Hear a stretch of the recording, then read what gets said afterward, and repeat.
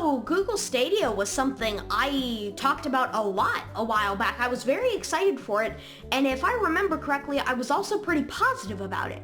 Well, the first beta or the early access version of it has finally come out, and let's just say it's flopped hard.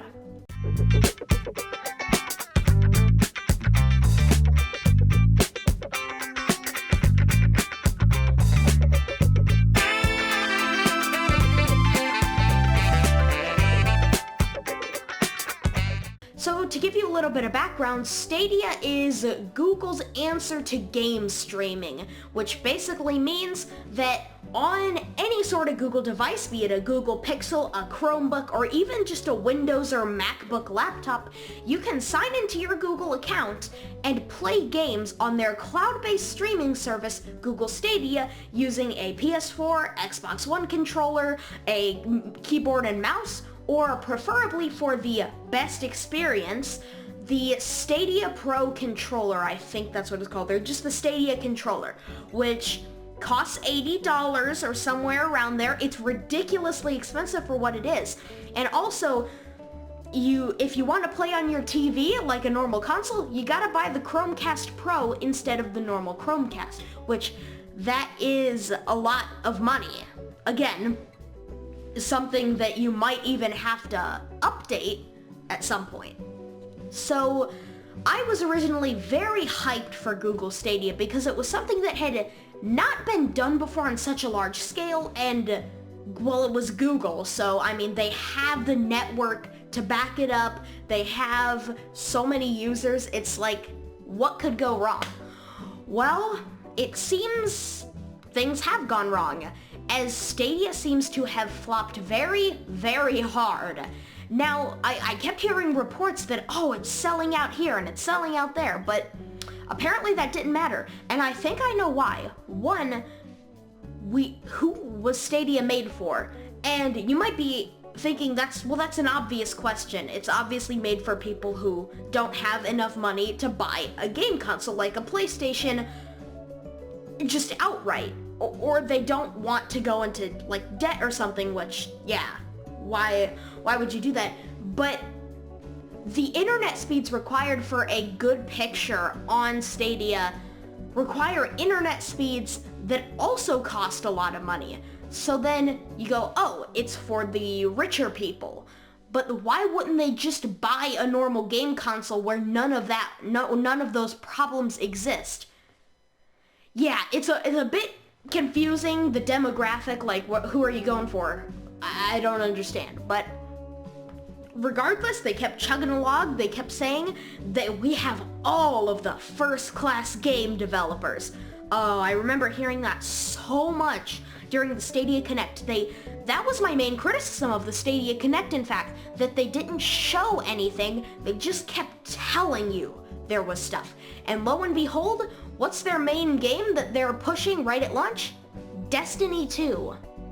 Yeah, Destiny 2 is the game that they're pushing at launch. A game, mind you, that you can get for literally free now on every platform. Get the full game for free now, and sure, the version that comes bundled with Stadia has all the DLC and stuff.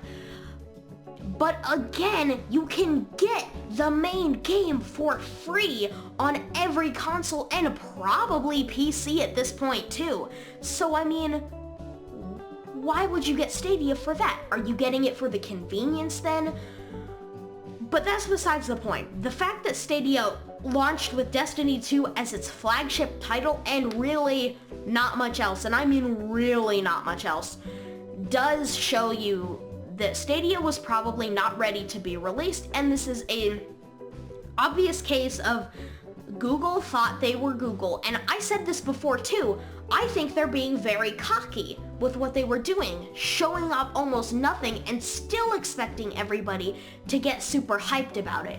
And I can tell you that people got hyped, some people did, and a lot of others were very skeptical. And that skepticalness, or yeah, I think I said that right, and that skepticalness definitely transferred over to truth in the end here. Because, I mean, it might become way better down the line. and Stadia Pro, $10 a month. That's just, it's so much money a year, $120 a year. That's so much money for something that gets you, what, one free game a month? Yeah, I don't think so. And again, launching with like no exclusive titles or only like a few to set yourself apart from the crowd and having problems and all this stuff really does kind of make me think that most of the criticisms I had back in like E3, yeah, in like June, were probably the worst.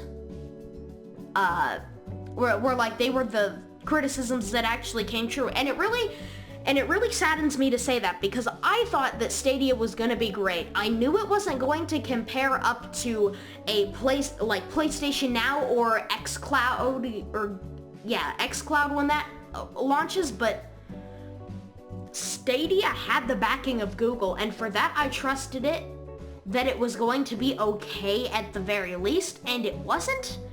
So I think some of my expectations for newcomers to the gaming market have changed. Now, of course, I wasn't alive back then, but when Microsoft entered the gaming scene, I wonder if people felt the same way they felt about Google Stadia at the beginning of this year.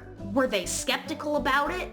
Did they think the Xbox was gonna succeed before it came out? And then, you know, of course, it did succeed, and now we have like 3 of them. Yeah, so, you know, I'm just kind of a bit, I don't know what I was expecting. I'm disappointed because I thought it was going to be better, but I'm also not disappointed because I expected exactly this to happen. So anyway, thank you all so much for watching this tiny, small video, and goodbye.